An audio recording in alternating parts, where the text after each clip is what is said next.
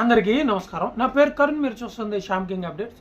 Friends, ఈ వీడియోలో ration card ఉన్నవారికి ప్రభుత్వం అదిరిపోయి శుభార్త చెప్పిందండి.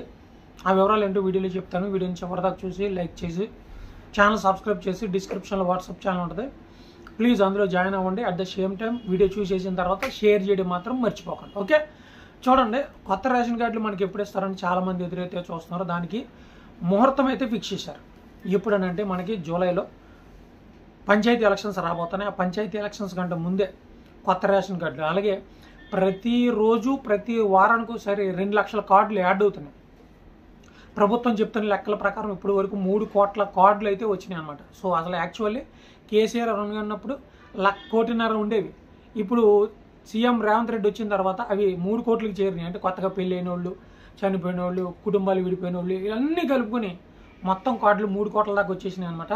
సో 3 కోట్ల మందికి రేషన్ ఇస్తారంటే ఇస్తారు, ప్రభుత్వం కేటాయించుకుంటుంది. కొంతమందికు కేంద్ర ప్రభుత్వం 80% కేటాయించిన 20% మన యొక్క రాష్ట్ర ప్రభుత్వం కేటాయించుకుంటుంది. కనుక ఆ యొక్క రేషన్ అనేది 3 నెలలు కలిపి ఒకేసారి ఇవ్వడం జరిగింది. అలాగే 3 నెలలకు సంబంధించినటువంటి రేషన్ ఎక్కువసేపు ఎండలో నిలబడి ఈ సొమ్మశీలు పడిపోతున్నారని 1వ తేదీ మొదలుకొని 30వ తేదీ వరకు ప్రభుత్వం ఇస్తామని తెలియజేయడం జరిగింది. సో రేషన్ అనేది 30వ తేదీ వరకు ఇస్తారు. ఎవరు కూడా ఇటువంటి లైన్లో నుంచుని మీ టైం వేస్ట్ చేసుకుని పనులు మానుకోవద్దని ప్రభుత్వం తెలియజేయడం జరిగింది. అలాగే కొత్త రేషన్ కార్డులో యాడ్ చేసిన వారిని మరలా ఒకసారి అధికారులు రీసర్వేలు అంటూ చేస్తూ ఉన్నారు.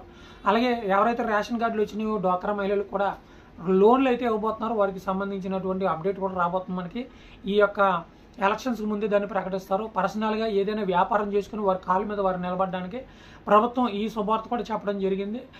దీన్ని మహిళా శక్తి పథకం అనేది పట్టబోతున్నారు. అది కేంద్ర ప్రభుత్వం కూడా దీనికి ప్రోత్సాహం అయితే ఇవ్వబోతుంది.